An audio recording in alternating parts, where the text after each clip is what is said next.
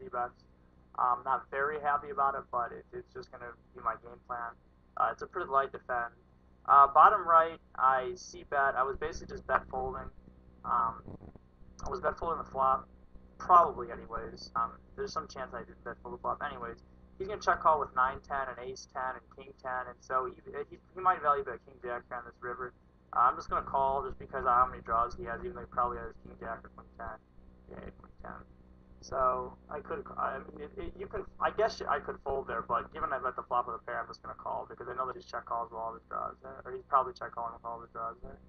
I'm going to lead bottom right.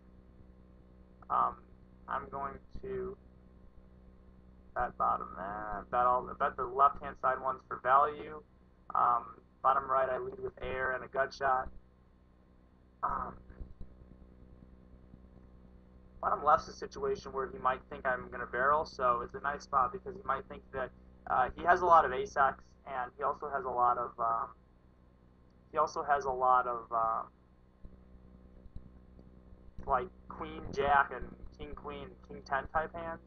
And so based on all that, there's a decent chance that he thinks that I think that I'll try to barrel him on the river, although I might not when the queen pairs. Anyways, to be honest, I'm basically just shoving and trying to get him to take it cooler here, because I don't really suspect that he thinks that I am going to. I don't suspect that he thinks I'm going to bluff it very often, but I'm just kind of hoping that I cool it him when he has queen jack, and I think that he never folds queen jack to a shove. I think that he has ace-x, and it's a relatively easy fold, but it's really just impossible. Unless I have some sort of a maniacal image, it's really just impossible for me to get paid off there.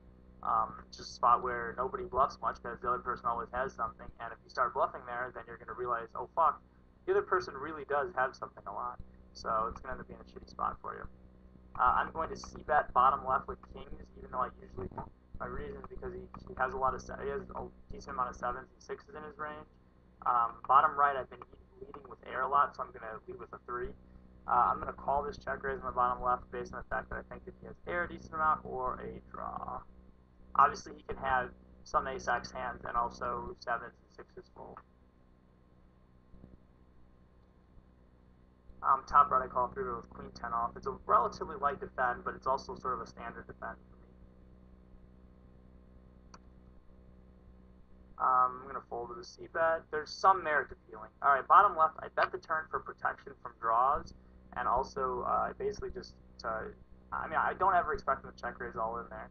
I'd be really shocked if he ever check raise all in there. I'm going to lead again in the bottom right-hand side. Left-hand side, bottom left is another good spot with 150 big blinds where I really think he's 4-betting light. So I'm going to 3-bet in order to get it into a 4-bet. I bottom right and turn bricks off, but actually I got a sweet idea. Alright, top right I'm going to c-bet to induce bluff check raises. It's not like a hand I'm super happy about, but he's got a lot of king queen highs too, so I have to bet 2 lighter. I'm going to bet the turn, like I said, I have to bet 2 lighter, so I bet these 2 lighter so that he can hopefully call with king or queen high. And my thoughts are that if he calls with king or queen high,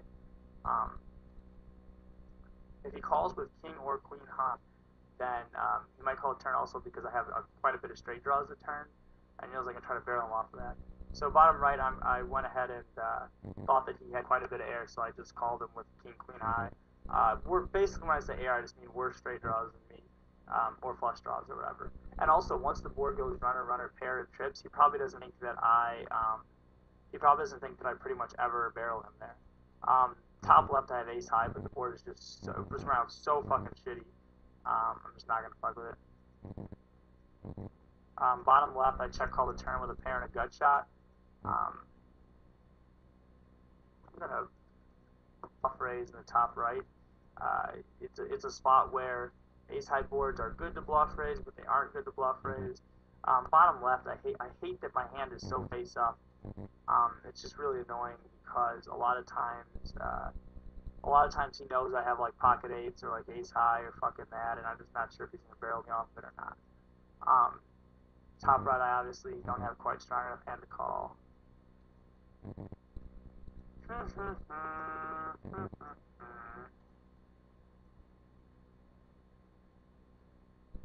depending on king x. Yep. In this session, I've mostly just been making interesting calls because it's just 5-10. I don't care. I mean, not mostly just been making information calls, but there's a lot of spots where I'm just like, okay, I'm relatively convinced that he actually has this, but I'm gonna call anyways. I don't know. It's just I'm not playing that well against him. I'm also a little uncomfortable in my setup, so at home, that's for sure. Top left, I'm going to choose not to barrel. Meh. Not a lot of reason to think that it's a good idea to barrel an ace-high board like that where he's probably not going to even fold a king on the turn. So I have to commit a lot if I decide I want to barrel. Bottom left, I'm just going to try to bet 2 streets for value. I don't know. No real explanation to it. Top right, board gets real weird. I guess I could try to.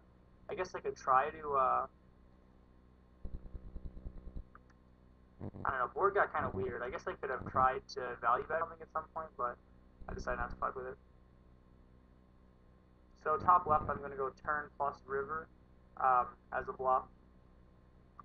And I'm going to try to get him to fold ace x. It might be not that good of an idea, but I've got a decent river image. I just think that I think he's going to have king x or jack x a lot, and I think that he will fold it by the river.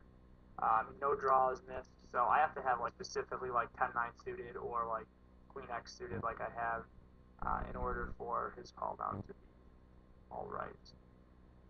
There's just a lot of May hands I have, and he's good at identifying bluff catchers, so he'll know that. Like he knew that like obviously jack 7 he could think that I could have bigger aces, but he knew that he had a bluff catcher. He didn't think I was bluffing, so I got a little unlucky that he turned 2 pair. Top left, I'm going to go ahead and c-bet here. With really no equity, there's just not a ton of theory I can say about c-betting. If you just have no equity, like overs are obviously equity in the top right, but having no equity, there's not a ton of theory I can give you about it. Sometimes you c-bet, sometimes you shouldn't. If it's a totally wet board, you probably shouldn't. If it's a mediumly wet board, then maybe it's okay to do it. Top right perceives I'm going to barrel him a lot, and I am going to barrel him a lot. It's just because the board he's just going to have a lot of weak value hands, and I'm just going to have to barrel him a lot. I'm going to be basically, I'm just like, I'm tied into barreling him a lot if he's proved to me that he is going to have weaker hands out of position. I'm sort of tied into barreling him a lot. Bottom left, again, no real equity. He'll have king x, jack x some percentage of the time. Top right, I could find a spot to bluff in the top left. I could find a spot to bluff probably, but he's probably just got pocket 8s or something like that, and he's just not going to fold them. So top right, the blade sort of run out, or the run out sort of is such that we're going to chop a lot, and a lot of his hands over pocket filling just aren't going to have anything. Bottom right, again, dry board, okay to c-bet. There's going to be spots where top left we're a little too deep to get in for value, so I try to call relatively quickly there. And the reason I tried to call relatively quickly is because I thought that it would on the top or bottom right, I'm barreling him on these types of boards, and so he sees I'm barreling him on these types of boards, so I think that it's a spot where he can call again with ace high or a smaller weaker hand. I'm going to raise top left. I have a huge hand. I'm trying to induce the rebet bluffs, and also I'm most likely trying to get him to fold some medium strength hand like pocket 10s or something like that, or 4x or something like that. And also in some way, if he has a worse draw, I want him to get it in with that.